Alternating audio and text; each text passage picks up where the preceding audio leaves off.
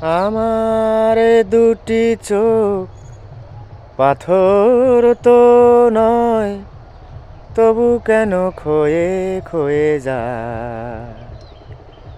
কখনো নদীর মতো তোমার পথের পানে বয়ে বয়ে যায়, বয়ে বয়ে যায়। আমার দুটি চোখ পাথর তো নয়, তবু কেন ক্ষয়ে ক্ষয়ে যায়। কখনো নদীর মতো তোমার পথের পানে বয়ে বয়ে যায়, বয়ে বয়ে যায়। উম,